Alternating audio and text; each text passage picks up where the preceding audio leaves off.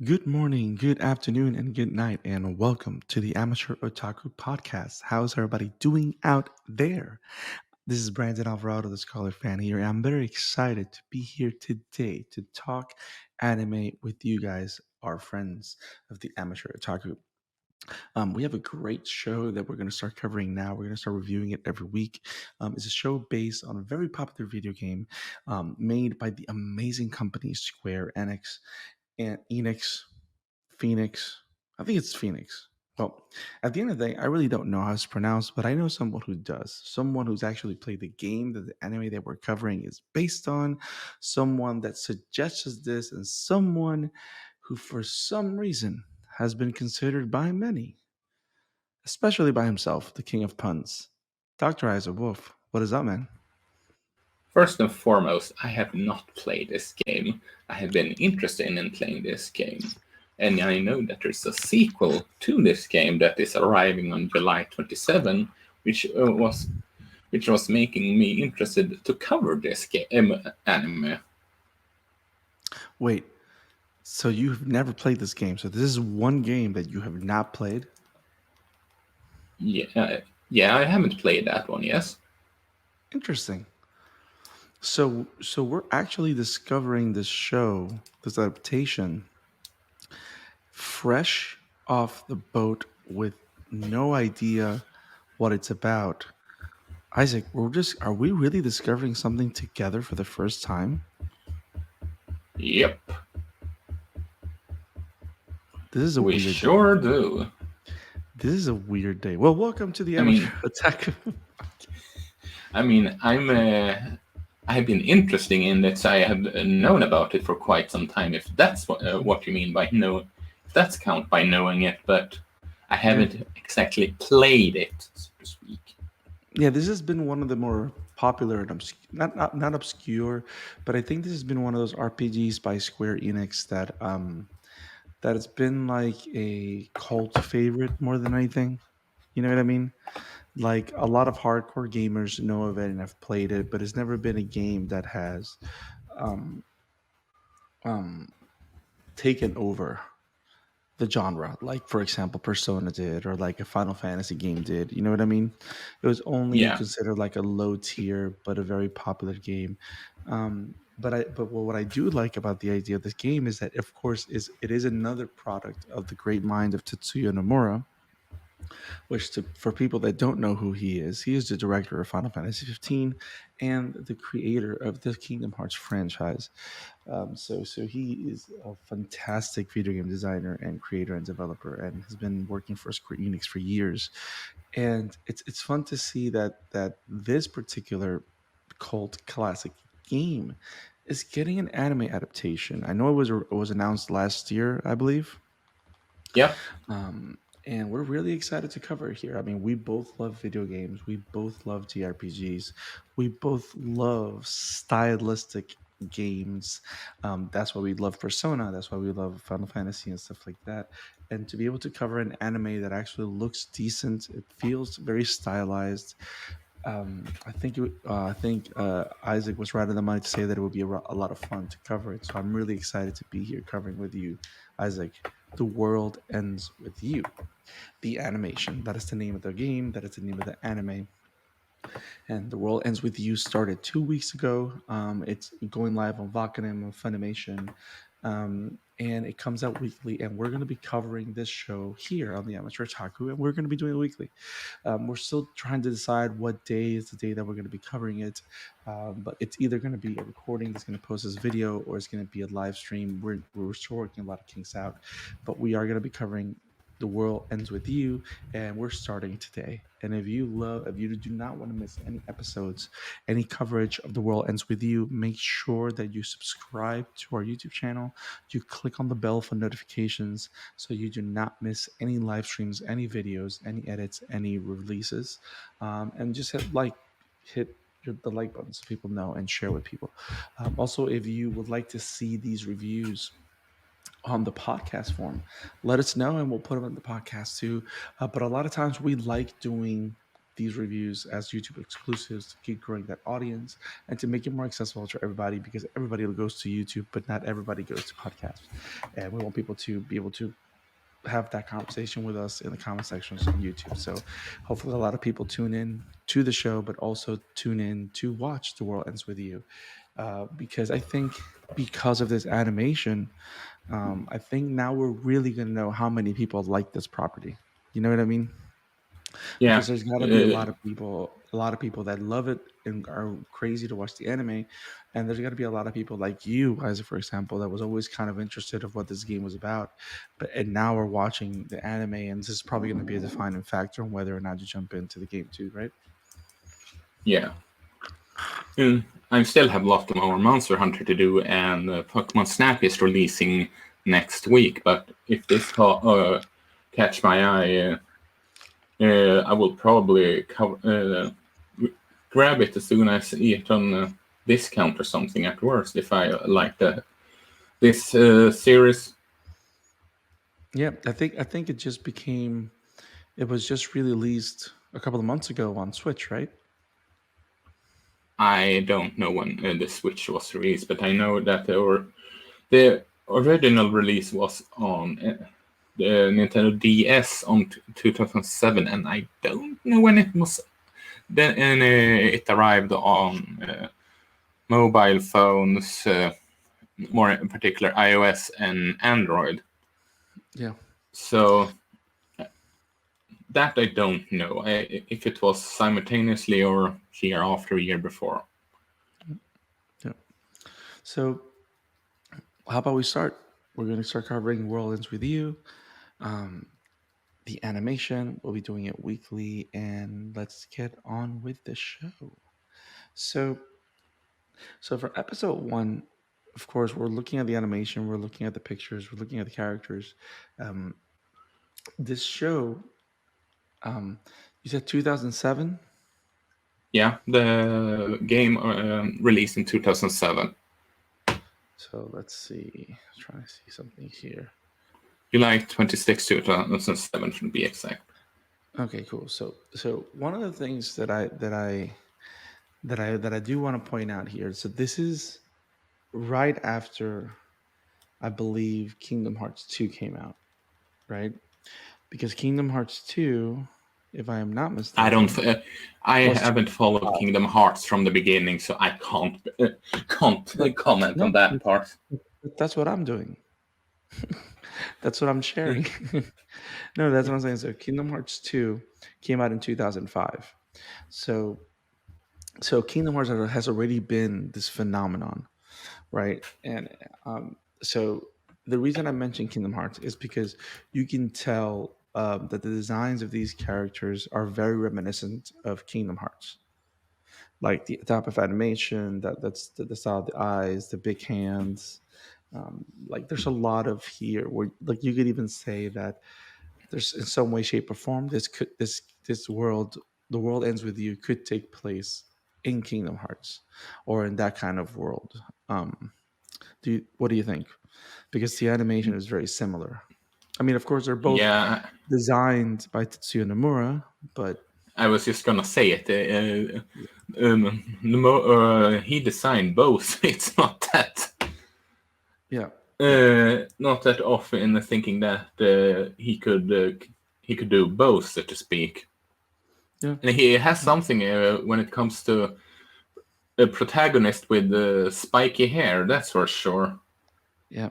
Yep. It's so funny that the way his hair is designed and the color scheme, it reminds me a lot about Bakugo, especially with his superhero suit that has Yeah, like I the can red and the see. black towards the back. Yeah. Um, but yeah, it reminds me a lot of the Kingdom Hearts animation. I like how this game, not this game. I like how this anime, and I'm gonna say this with the utmost respect.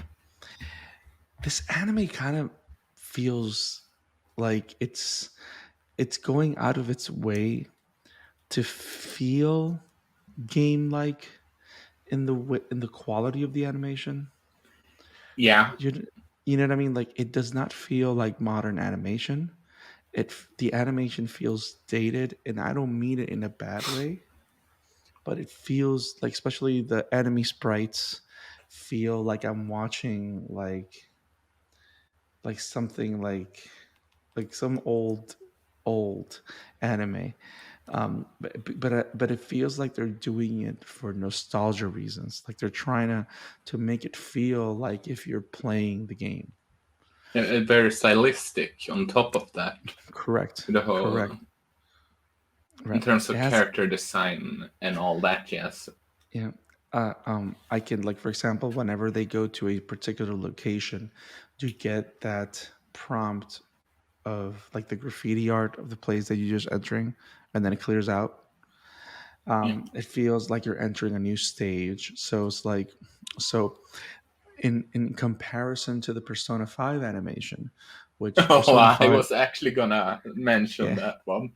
in comparison to that, like Persona 5, the animation is really trying to be an animated version of Persona 5. This one doesn't, kind of like, it doesn't want to separate itself from its game roots, which I find to be a very particularly interesting take. Do you So you understand what I'm can, trying to oh, say? yeah, it's sort of like they try to adapt the story so that it fits in terms of in storytelling of an animation instead of a video game. But I can't speak on every. Like I said, I haven't played this game, the game, so I can't speak of everything.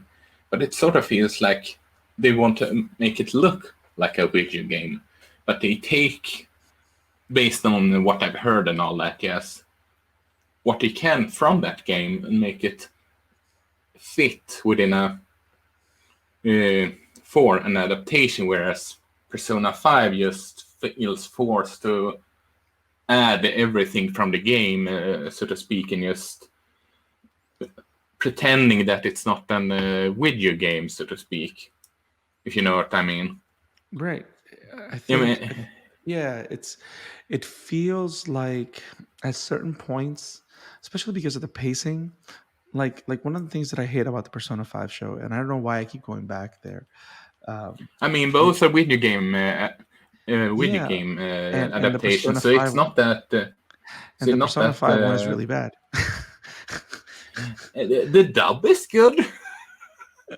But yeah, there's something about the pacing. I can't help, but there are moments that I'm watching The World Ends with You, the animation, and I feel that I'm watching a walkthrough as opposed to watching a show.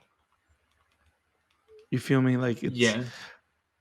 it feels like that because I feel that it's going through the exact, like, even if I have never played this game, I feel that if I pick up The World Ends with You on Switch and play it, I'm gonna go through those same beats. Um, and also the way the characters are being developed and the characters are being presented, they feel like these characters from an RPG from 2007. Like Neku is like your super cloud kind of downer character, and of course, you know what I mean. Like Which Chiki is fits like this super energetic, and then Beat is like there's a lot the of these characters. brute. Yeah, and like, but not because they're stereotypes, but they are stereotypes, but they're like, they feel like stereotypes that we don't see anymore, because of the way, especially new anime shows like My Hero are going, stuff like that. This feels like something that was made a long time ago, which I think is a good thing, because they're not trying to update it to the point where it loses its identity and it loses its charm. And I think that's one of the reasons why I'm enjoying it so far, because like I'm not looking at The World's Ends with You with the eyes of expecting it to be the next big thing. It is a presentation of a story that has been a story that is 14 years old. So it doesn't stop. It still feels that way. So Yeah. I kind of allow myself to forgive certain things because they're trying to stay true to the presentation. I think that's what I wanted to say. They're staying true to the Yeah. presentation of the material, and they're not trying to distance themselves from the original game, which I think is very smart, especially if you're trying to get people to pick it up again. Yeah. Because, like I said, how should I put, going back to the whole Persona thing. Also, this is the Well End With You anime isn't afraid that it is a video game adaptation. It embraces it, but tries to do it best of its ability to be a good anime adaptation. And in some way, it, like you said, it feels like a walkthrough at times. That I completely agree with you. Compared to the Persona, that on one hand pretended that it's not a video game adaptation, but felt forced to add in pretty much everything from the video game, so it just became a weird mishap. Like I said, but hey, at least the animation and voice acting was good, I suppose. Wow. Mhm. Yeah. So one of those things also is the fact that when you think about the Persona 5 animation, it's trying to replicate certain things that you can't replicate without gameplay. You know what I mean? That's what I mean. That's what I Yeah. mean. Yeah. But yeah, I mean, But go, and also let us not forget that Neko wakes up with no memory of anything other than its name, which is a traditional video game trope, so to speak. Which is, which is the funniest thing also is the fact, but not only that, that's a very Tetsuya Nomura trope. Like how many amnesia characters can this guy create? Like we know that he was part of the original Final Fantasy VII's development, and then he became the head of Final Fantasy VII. In Kingdom Hearts, Sora loses his own identity like 3 times, for God's sake. So there's something about him having characters lose themselves that he just enjoys doing. I um, wonder if he is the main reason why it's such a big staple in the JRPG genre. Because yeah. I have, I'm serious. I seriously wonder if he is a major reason for that. Because you see that everywhere, but mostly in his games. Yes, Do you think he's amnesiac himself and he's constantly forgetting to finish games? Is that maybe, oh maybe. my god, that is so bad. That is so bad. Um, but yeah, so you got these. So the game. This, I keep on saying the game, but the show takes place on the real world, or a parallel version of the real world called the Underground. And apparently, all these characters are stuck in a game. They're able to feel the real people's thoughts and are able to read them. They have abilities where they can fight monsters. These monsters can only be fought using special abilities called psychs, which you can only access if you have a partner. Like plenty of video game jargon. But I like how it kind of flows. I like how they found a way to explain how the world works without using a lot of words and without having to replicate gameplay. You know what I mean? Yeah, Which sometimes is hard to do. And I like how it kind of became organic. I like how the show didn't give a flying beep and they just went on to the action. I like the idea of music and sound and being like the determining ways that this world is spoken about. I'm pretty confident that has something to do with the fact that he has headphones and all that stuff. But all the evil monsters are named Noise, which there's something about abstract ideas that Tetsuya more for something to rubs. here everything is noise is bad, and Kingdom Hearts the darkness, and now also we have weird hooded figures that resemble fate. Like, what is it with him grabbing abstract ideas and making them villains? You understand what I'm going with this? Like in Yeah. Final Fantasy VII, Fate is personified into weird Dementor-like creatures. Um, Maybe he was what's he's a weird dude. maybe he's sort of maybe he was sort of a fan of what's the painter's name?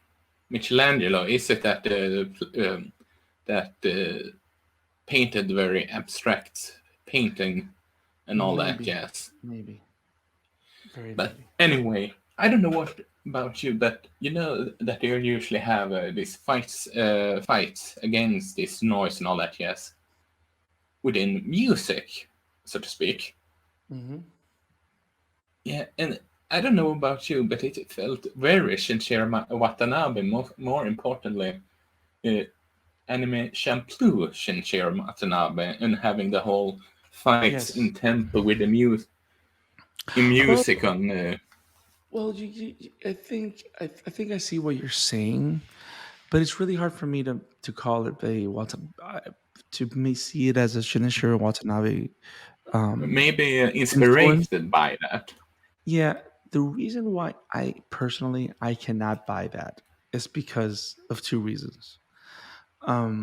Shinichiro Watanabe does it with his anime because that's he uses music as a mean as another palette, as another Y- color in the palette of Yeah, tools that he has, right? yeah, I But know. but with the world ends with you, it doesn't necessarily mean that because music is in the identity of the game.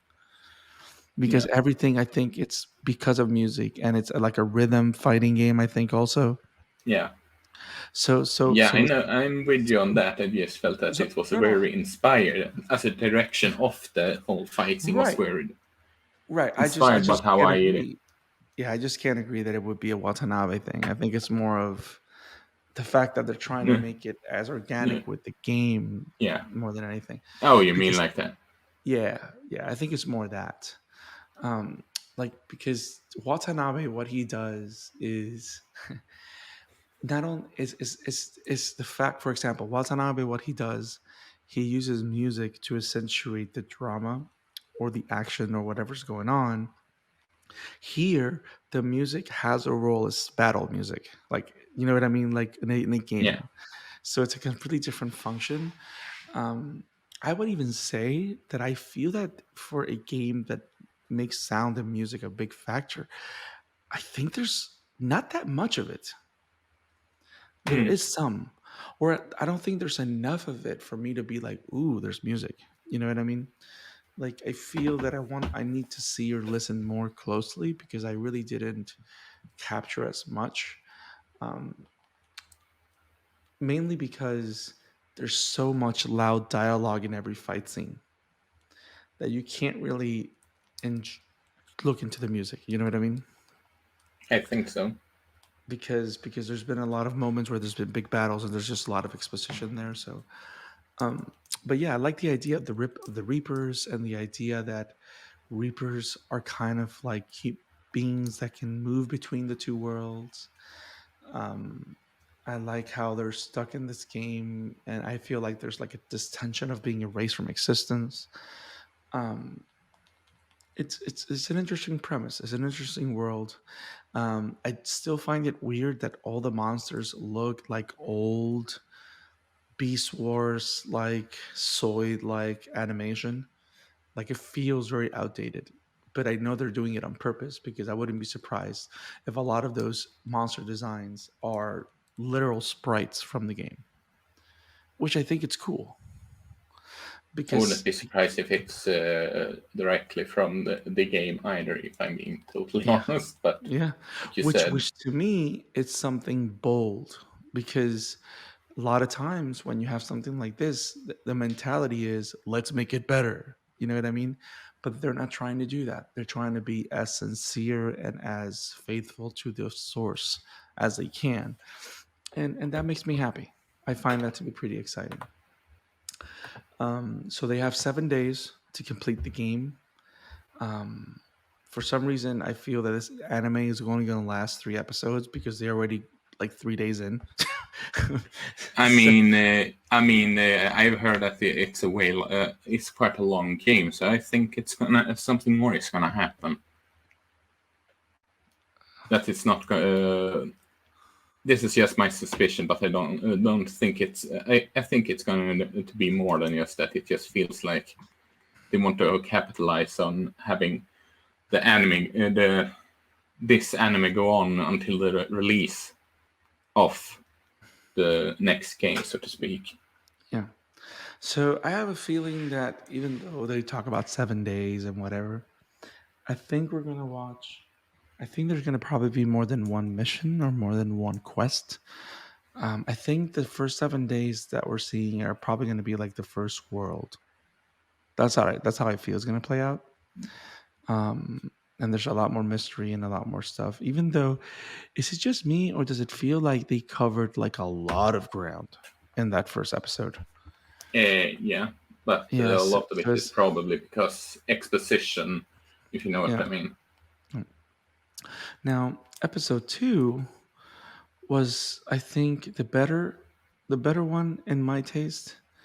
And I think it has to do with the fact that this was the one where we got more information on Shiki, and it was more of an emotional episode because we got more. Like, finally, we're past character introductions. We know who Beat is. We know who Rhyme is. Oh, by the way, the names. Come on. Um, um, but is it just me, or does Beat and Rhyme appear in Kingdom Hearts 3 somewhere? I haven't played Kingdom Hearts 3, so I can't Yeah, I speak on think that. I have a feeling that some of them appear in Kingdom Hearts game, but I just can't think about it right now. But yes, um, so we have this idea of we have the mystery of Neku having two player pins instead of one. They talk about this new ability called imprinting, where they can pretty much insert thoughts into real world people. Um, but the biggest thing was the cliffhanger and the way the episode ends and the truth that's dropped, which to me is very interesting and should have been obvious from the beginning, just because the first episode is called the Reaper's Game, and everybody knows that Reaper in Shinigami means literally death. Yeah. So this is a game about resurrection. Holy crap! This is a dark game. This is a dark show, That's for sure. and it's So all then the question is, what happened to Neko that made him die, so to speak? no. I love where you were going with that. It's like, what made him dead? That's what you were gonna say. I mean, that's Yes. tech. Is it wrong asking that to someone that hasn't No. played that game? No, you're right. We have no idea what has made him dead. And for some reason, there's a really angry English professor somewhere screaming, "That's not how you say it." Um, yeah, I'm lame. Um, hey, I'm not the punisher, okay? Um, so, but yeah, it's uh, it's all about death and wanting to come back to life. And I like the idea of the object of the game is challenging death, challenging the idea of whether or not you deserve to continue existing, which I think is a very interesting topic. Um, but what I hope doesn't happen, and here I'm going to pull my anime card, is that Okay. Tetsuya has never been necessarily the one to be able to deliver with very profound and convoluted storylines. So so I can't deny the fact that I'm a little concerned that this anime might be hitting itself in a wall very soon, because it's gonna be very Nomura, and maybe too much Nomura for its own good. And I'm concerned. Can you blame me? Consider with me playing Final Fantasy Remake, Final Fantasy 15, and played and have heard how convoluted the Kingdom Hearts is. No, I can't. So so and this game came out right after, like, I think Birth by Sleep or whatever. So he was in that 15-year period before we ever got Kingdom Hearts 3. So I don't know. But then again, I mean, maybe this is the one where he actually does it right. But here's the thing: if they're keeping it faithful to the 2007, maybe he doesn't get it right this time. I don't know. But here's my biggest concern, though. Well, actually, it's not a concern. This is my biggest hope. If Kingdom Hearts can live as a beloved series despite Tetsuya Nomura's inclination to convoluted storylines, maybe this has a chance. My biggest concern, though, is that what makes Kingdom Hearts amazing is the fact that the gameplay is phenomenal. I don't have that here. So I wonder, what are they going to do if that rabbit hole opens up in the abyssum. That's not even a word. In the abyss of anime love or whatever. If he goes down that rabbit hole, what's going to be what is going to be the redeeming factor for this anime series?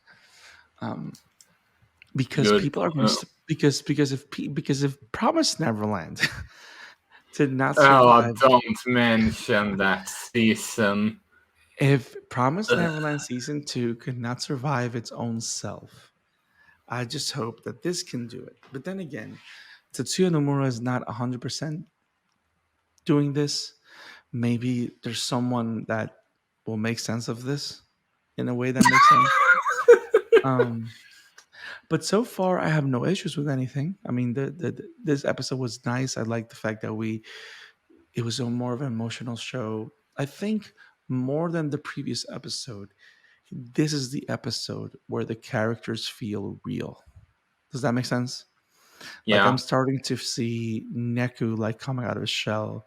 Um, the whole Shiki thing is emotional and is a good storyline for her. and she Um, is adorable. I'm not gonna lie. yes, and even if at times she feels adorable by design, you understand what I'm trying to say? No, nah. No, A no, no. What I female character in an JRPG adorable by design, no, no, especially a Nora character. Nah, no, no. But what I'm I trying don't know to what you're say, talking about.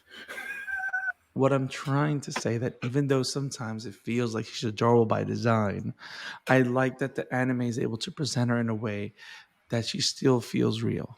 You know what I mean? Yeah, Like, she's not adorable for the sake of being adorable. Like, she has things that we're able to relate to. And I'm maybe starting to feel or see what makes that game so good, because the characters are good, the characters are interesting, and I want to see more of it. Not only that, is that this is a more grown-up game show, but it's more grown up than Kingdom Hearts, because Kingdom Hearts kind of has the tendency of kind of shying away serious conversations. You know what I mean? from what Because I've heard of because that series, yeah, I can see what you mean. especially because of its relationship with Disney, and everything is like nice and fluffy and whatever.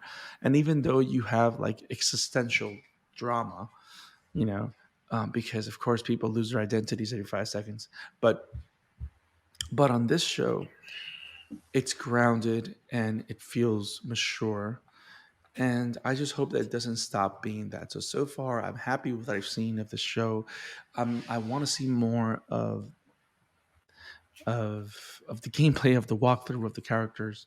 I do like the way that they're organically showing off video game mechanics, like, because you and I Yeah. both know the fact that they were able to break a wall with a pin has video game shenanigans written all over that. But I No, like I don't. I don't know what you're talking about. but it felt cool and organic, and it was exciting when it happened. The whole idea of showing off imprinting, and then at the end of the episode, Neku had to use the ability of imprinting, like it's an ability that he just acquired. You know what I mean? Video game shenanigans. Um, but I like it so far. I'm enjoying myself. Um, Me too. And you I, know, this one more than I suspected I would, honestly, yeah, so far at I least. I want to see something of a skill tree because for some reason Neku is a powerful motherfucker, and I don't know why. Like he's like super strong out of nowhere, and I'm like, okay, cool. And like every time He's the every time he fights a new battle, he's using new abilities, and I'm like, where? But because he's a punk styled cloud. That's why. damn, I mean, maybe they're just saying we're not gonna waste your time with how the world and the power scale works. We're just gonna show you the characters, which is a way of going. Like, think about it. Like, a way of making characters accessible is, and kind of like not going too far deep into the whole video game shenanigans, is showing us the characters and focusing on the characters themselves and the powers being an extension of themselves and not wasting time explaining how the powers work. You know what I mean? Like, I do Yeah, want to know, but maybe the smart thing is to not go down that rabbit hole and just focus on the story. You know what I mean? yeah, Or maybe after they finish like the first 7 days, then you kind of dive deeper into that or whatever. But I like that they're I like the fact that I feel that they're glossing over that on purpose.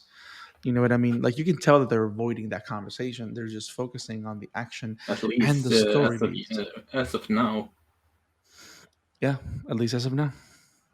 But yeah, man, this show is exciting. It was fun. I want to see more of it. It's not changing my world, but it is keeping me entertained. So I'm going to keep tuning in, and we're of course going to keep covering here at the Amateur Otaku. Um, so Isaac, thank you for putting us up to it, and hopefully, if you pick up the game or if I pick it up, we're able to make some correlations and talk about it. Man, yeah, If I pick up, we shall see. Like I said, Snap and Monster Hunter right now is the priority, but afterwards is if I'm going to. yeah.